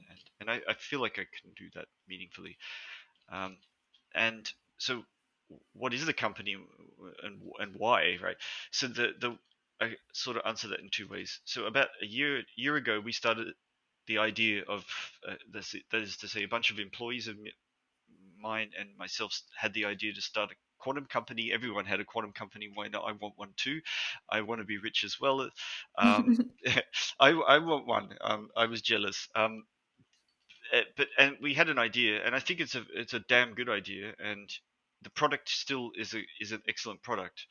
And the product was to analyze your use case and tell you if and when you will get quantum advantage based on current tech projections. And we're good at that, and we can solve problems, and we know quantum algorithms really well. And we started talking to people and pitching this and trying to sell this product, not for real, but trying to find clients. And it turned out nobody wanted the product. It's just not a product that people want. Um, and okay, that was a sobering Who- realization. what kind of customers did you try and sell it to? I think because we're German, like Germany Hmm. is a huge market, and if you're German and you can speak German, you should definitely take advantage of that. So we targeted German Mittelstand companies, that's small and medium enterprise, all the way up to große Unternehmen, which are large enterprise companies like Volkswagen or whatever, BMW. But no one was interested. Like the big guys not, and the little guys not as well. Uh, I'm it's actually not surprised. yeah, it's not surprising in Yeah. hindsight, but Yeah. it's just premature to have a quantum algorithm that really will give an accelerated solution is just not useful right now because we don't have the device. Mhm. Um, and who wants to pay for that? So, but in the as we were doing this, we were giving presentations, we were talking to people and explaining the technical concepts to people, and that resonated far more. And then Andrea is like, she's amazing. She's just very entrepreneurial. She started just selling this as a side product on an ad hoc basis. Like The make explaining the things. explaining things. She makes Yeah. short form video content. She Mhm. records stuff, explains things. She's pretty good at LinkedIn, and so on and so forth. And then it's like this isn't just a side business. This is a business, right? And then that's how Innovalia was formed. Um, I was surprised when I looked at the website that there seems to be a huge team. Like it's a lot of yeah, people involved in it. again, it is just Andrea is the only one on the incorporation documents, but there are a lot of people Mhm. working on a contract basis. I think that's the best way to Okay. depict the situation. Yeah, that's great. Uh, and I Yeah, mean, and I saw we've some of signed. her videos. I think she's Yeah, very good. I'm. Yeah. Yeah, she's got a talent for this stuff, explaining deep tech. I think. Um, and so the, you you're right. There are very little competitors in this space. we've identified two Oh, in the who are the other world. ones? Because I'm Um, interested also. Who are the? so there's this YouTuber. She's called Anastasia Marchenkova. Oh yeah, yeah, yeah, Yeah, yeah. I'm familiar with her. Yeah. yeah. She's got a deep tech marketing company. And there's one other that comes up in Google searches if you type deep tech Mm-hmm. marketing or something, then it comes up in the US, I believe. And so deep tech marketing, like it's clear that there's lots of startups that are tech, that are deep tech. I hear numbers like 25 in our state here alone in our Mm-hmm. city, and you multiply that by the world, and you get this massive number of deep tech startups, and they all want to, market their stuff, and uh, there doesn't seem to be many agencies out there. And so that's what Andre is at. Deep Tech Agency is the name of this one we Googled. Early Yeah, I stage. think it's interesting for several reasons. One of them is it kind of like reminds me, like the method for, well, maybe it's like the wrong method, but at least the method that I've been using is, well, actually, I think what I was about to say is wrong. What I was going to say, which I'll then say why it's wrong, is it reminds me of like the old school advertisements in the 100 years ago in the newspapers, where it was just like long form, like explanatory, like telling you what all the like facts are Right, about why this right, yeah, product is better, rather than like current advertising. But in fact, that's not the approach that I've been using. So at least with the last company I was working with, we were doing a lot of these carousels, which are good on LinkedIn because they right, get yeah, like the yeah, yeah. highest engagement rate. Hmm. And the thing is, in order to understand why the product is valuable, you have to have a lot of like deep knowledge first. And Hmm. so the Yes, the thing we've been doing is having these like educational carousels where you like essentially learn something about fault tolerance and why is fault right. tolerance important, and like various Hmm. kinds of like topics explained in a reasonably like easy to understand way. And then it'd be, so it'd be like 10 slides of like education, and then the last two slides, and by the way, this is why our product is important. And Right, yeah. I think it's like a really, yeah, a nice way of doing it. And it's also like for someone like me who is not a marketer but who is an educator, Hmm. it's nice because most of the stuff I'm doing is education and figuring out how to communicate something in a clear Exactly, way, yeah. rather than selling something. um, but the other thing that I think is interesting is that the audience is different as well. Like, you know, yes, we're targeting VCs and targeting, Hmm. decision makers in companies, but those are more like they have stronger technical backgrounds as well. Yes, So it's not just someone who did like, a MBA or something. It's someone yeah. who maybe has a PhD in a different field. Exactly, And so yeah, yeah. you have to still like explain things, but you're explaining them in a way that like a different kind of person is understanding, and I find that to be quite interesting too. It's also very rewarding. Like, we enjoy it. You talk to the Mm, people, the manager as a doctor, or what's your doctor mm, in on biochem? mm, mm, Oh yeah, and then you learn something, you gauge on a much more meaningful level. It's very interesting mhm. to do this as a education marketing. I don't know what it is, Yeah, but yeah. I don't quite know what to call it what either. what do we call it? Yeah. I think my recent, I think I was saying So actually, we're, deep we're deep tech competitors, and is that right? science education. I think, yeah, Yeah. deep tech and science education Deep agency tech and is science. what I'm branded at the moment, but Interesting. that'll Yeah. evolve too. But it turns out we're Yeah, competitors. Is that right? yeah, I know, Yeah. right? So, but that's fine. I definitely think Yeah. we can be collaborators. We could There's be enough collaborators. Yeah. space. Yeah. There's enough space. Yeah, But yeah, where was I? Totally lost. Education marketing. Yeah. Education marketing. Deep tech. yeah. So, but what to call it? I don't know. But agree that it's more rewarding than marketing. Yeah. Uh, Whether it's useful, it's not clear right It's now. easy to sell. I tell you though, we have had no problems getting contracts. Yeah, yeah, no, I agree. Yeah. But Oh, you mean like when in I terms think, of like the good of the greater good? like if I think about now, like what are the metrics like to use whether it's being successful? Okay, like Mm, this many extra followers, like this many extra inquiries or something, but mm, I feel like the numbers are so low, it's difficult to just do statistics on those anyway. right. So Yeah. I mean, I think it's kind of self-evident that it should be useful, but like it would be interesting to know how to evaluate that. yeah. I mean, it's clearly it's a weird space. Like it's just emerged, and you're a pioneer, a total pioneer in this space. So are And you? well, maybe we're following in your footsteps, and uh, and nobody knows what it is yet, right? But Mm. it feels meaningful though, right? I mean, so it's not just marketing. You also it's kind of outreach that pays the bills.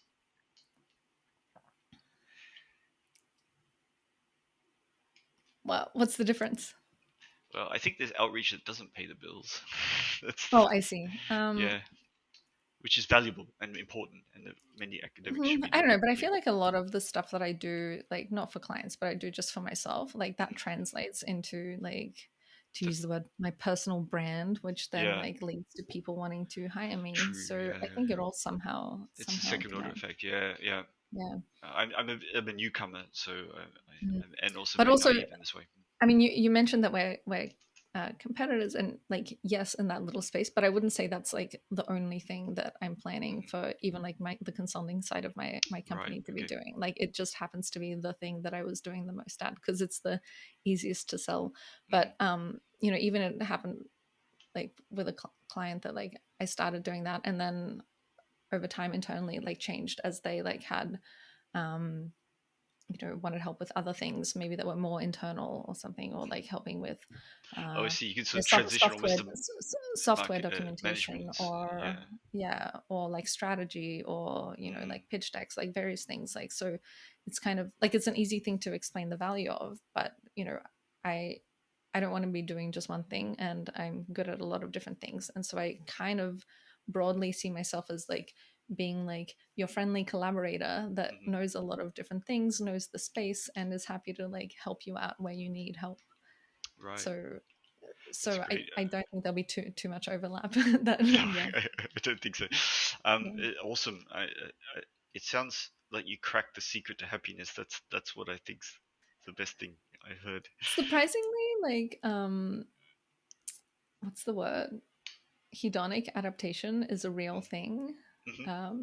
Like you still have all the same problems, even though like I'm sure like this situation I'm in compared to a year ago is like so much better. I Yeah. still like stress about the same things, still feel unproductive, still think don't have enough time to exercise, like, Hmm. all the Yeah, things. but Don't have enough the, time to see people. yeah, but the base level of happiness has maybe been notched up. It is, but you can't tell, I guess. Oh, okay. Like This is what you meant by it's hedonic adaptation. yeah, like I'm sure if I went now to the situation I was in a year ago, it would be like a disaster. Hmm. Like or even I talk to my friends who have like, high level, stressful full time jobs, and like I just like see what they're going through, and I'm Yeah. like, I would die being in this situation right now, even though I was in that situation. Yeah. So, It's nuts. Yeah. yeah.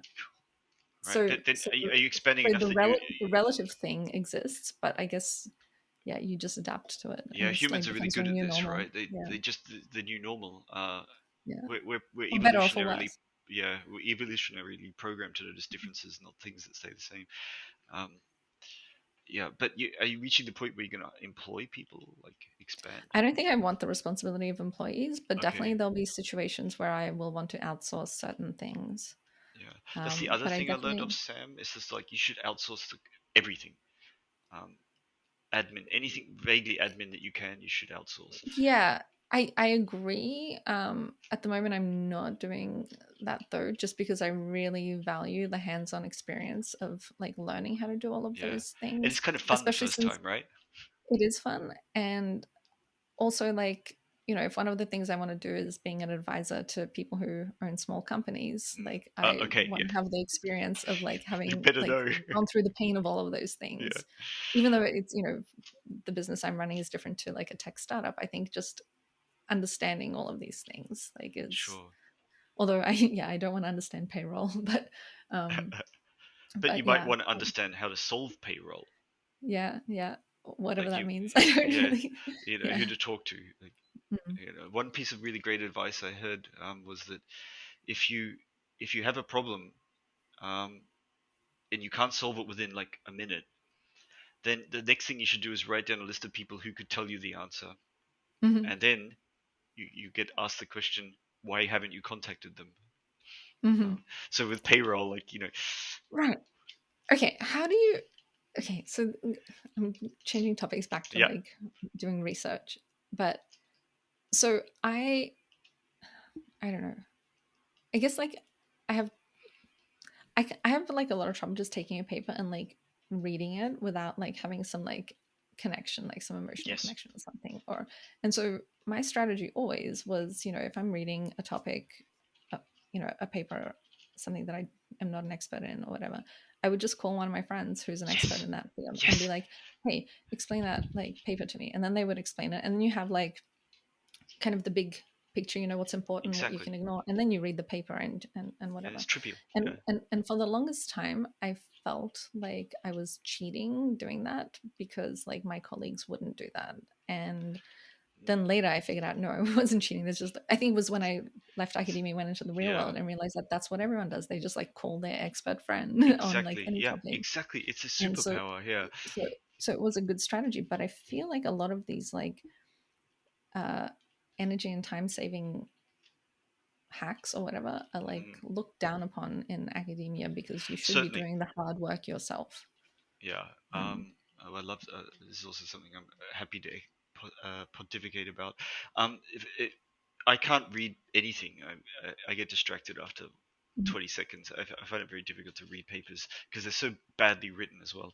Um, and of course, the minute I discovered that you could watch videos of the talk by the author, Like I now, not 10 years ago not or 10 20 years years ago. ago. No, yeah, I mean, I think I've only read two papers in my life.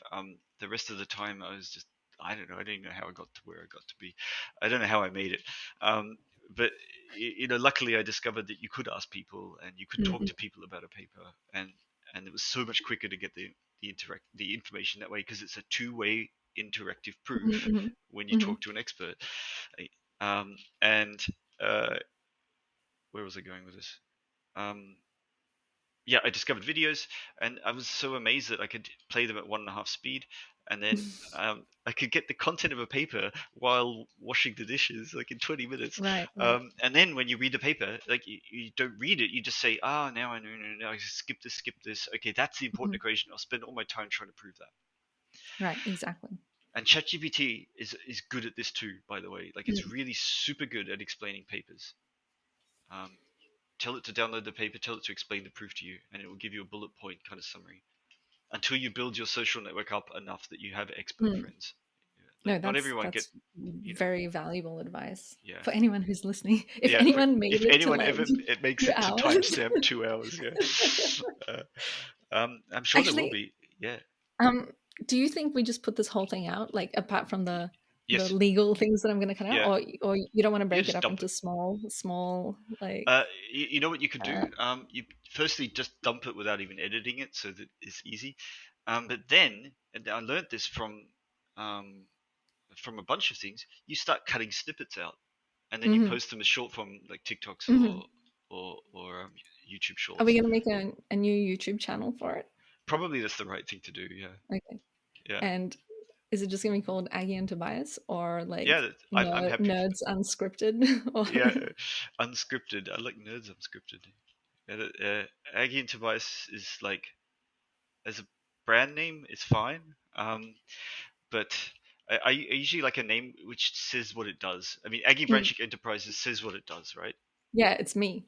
You get you, right? You get you, Yeah. and that's and I think that's a fantastic name. But Aggie Tobias doesn't. You just get us. Yeah. Okay. Okay. Maybe it says it. Maybe it does what it says. No. Yeah. Okay. So Well, yeah, I think dumping it without even editing it, apart from the necessary stuff, is step one, and then cutting out the interesting bits and making short form is step two. okay, but we definitely need a name. So Yeah. is it New Nerds Unscripted, or you want to come up with something else in the next I 24 hours? somehow I don't. I once heard someone say, "Take everything negative out," right? And so Okay, so nerds nerds is unscripted. negative and It can be unscripted is negative. negative. Yeah. So Aggie and Tobias works better at the moment. Okay. Yeah. I don't have anything better. I don't think. Maybe our listeners can comment on Indeed, the YouTube comment video below and with your tell us. suggestions. Tell us what Oh we yeah, should call and ourselves. don't forget to subscribe and hit the Yeah, like and bell. subscribe. um, Okay. I was. We were on something very interesting before a little tangent. Teaching. No. Oh, I was gonna move to teaching, but Yeah, yes, you were talking hit about me. ChatGPT. You were talking about Oh, explaining papers. No, I guess I've said everything I wanted to say on that. Yeah, just build your hmm, network up, find expert friends, and until you do, you have ChatGPT now. Isn't that great?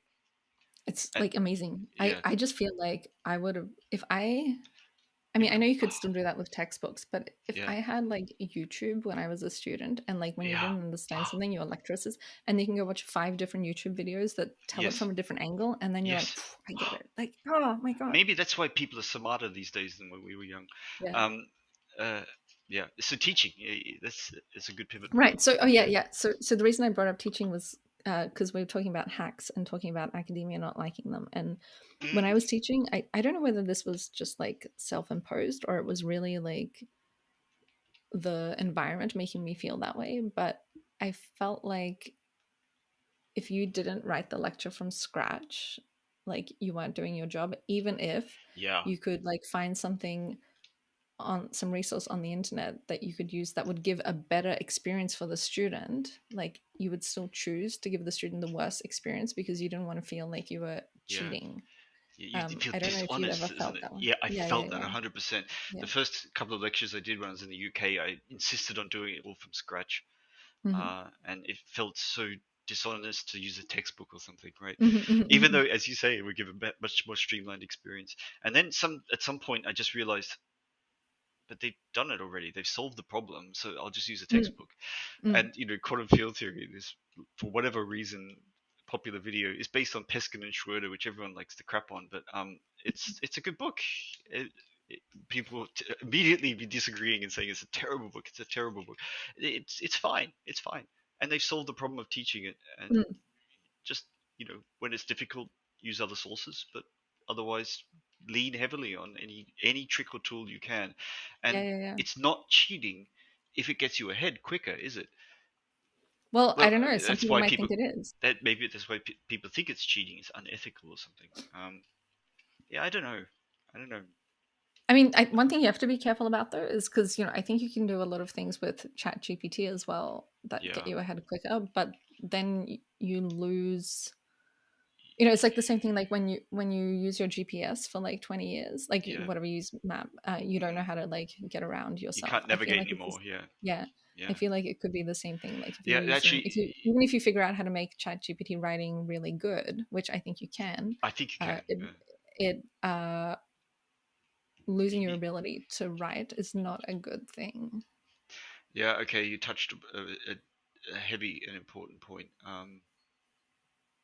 I have no answer to this because I think it's valid. Um, Maybe those hours we put into giving crappy experiences to our students were valuable now, 20 years later, when For we you, could, for the teacher. yeah, Yeah, exactly, so that you yeah. can then navigate this new world with expert knowledge. Mm, I don't know. I don't know, but those poor students, they suffered. Um, it's they did not have a good experience. Yeah. Uh, Indeed. Um, We are at 2 hours. I think we we are probably 2 hours.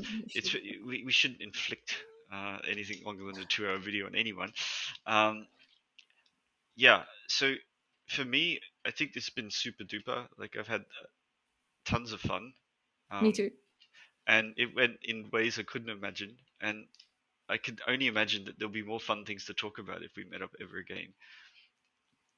I would like to do a series. I would So, like to do a series, yeah, yeah. because there's so many things I'd like to drill down into. Um, What do you think? Like in a month, or like, or do you want to just like Ideally, bash out a content should bunch of come out videos? once every week, right? But once a month is actually the realistic frequency. Yeah, yeah. Once a week is hardcore. But the way you can get once a It's week is hard. you dump the video and then you cut out the shorts and then you Yeah. which is also a strategy, but then that's like more editing, and because the thing is like now you have to go back and watch a 2 hour video like Yeah. to like Yeah.